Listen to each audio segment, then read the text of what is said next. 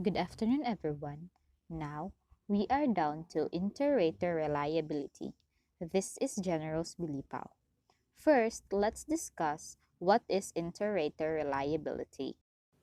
Interrater Reliability, which is sometimes referred to as Inter-Observer Reliability, as per definition, is the degree to which different raters or judges make consistent estimates of the same phenomenon. For example, researchers might have raters assigning scores for degree of pathology in an individual or type of verbal response in a study examining communication. In the area of psychometrics and statistics, reliability is the overall trustworthiness of a measure. Common terms to describe reliability include consistency, repeatability, and dependability. Any qualitative assessment using two or more researchers must establish inter-rater reliability to ensure that the results generated will be useful.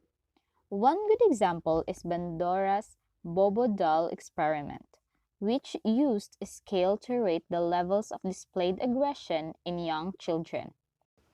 Apart from extensive pretesting, the observers constantly compared and calibrated the ratings, adjusting their scales to ensure that they were as similar as possible.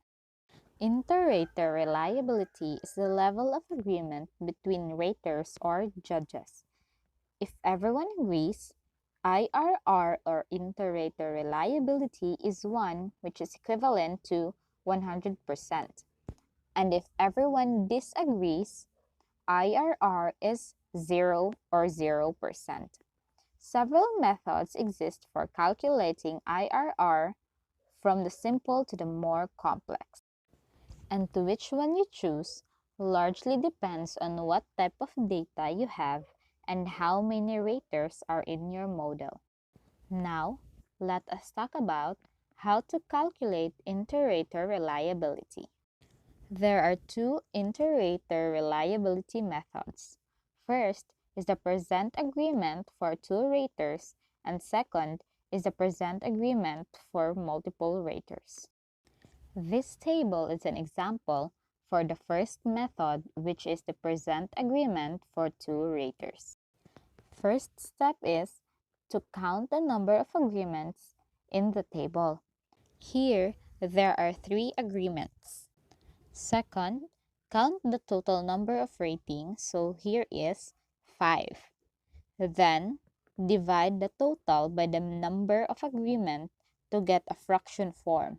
Here, we have 3 over 5. And the last part for this method is to convert the fraction to a percentage.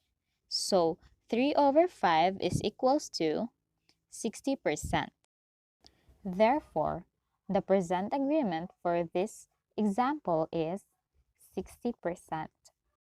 Now let's proceed to the second method, which is present agreement for multiple raters.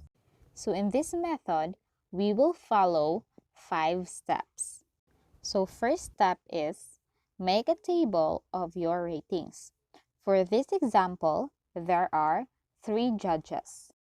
Second step is add additional columns for the combination or pairs of judges. For example, the 3 possible pairs are Judge 1 and 2, Judge 1 and 3, and Judge 2 and 3. Step 3. For each pair, put a 1 for agreement and 0 for disagreement. For example, contestant 4, Judge 1 and Judge 2 disagreed, so 0. Then Judge 1 and Judge 3 disagreed, 0. And Judge 2 and Judge 3 agreed, so 1. Step 4 is to add up the ones and zeros in an agreement column in the last part. And the last step is find the mean for the fractions in the agreement column. So mean is equals to 3 over 3 plus 0 over 3 plus 3 over 3 plus 1 over 3 plus 1 over 3 and then divided by 5 equals to 0.53 or 53%. So the Interrater reliability for this example is 53%. Let us always remember that for any research program that requires qualitative rating by different researchers, it is important to establish a good level of Interrater reliability, for this ensures that the generated results meet the accepted criteria defining reliability by quantitatively defining the degree of agreement between two or more observers. That is all. Thank you.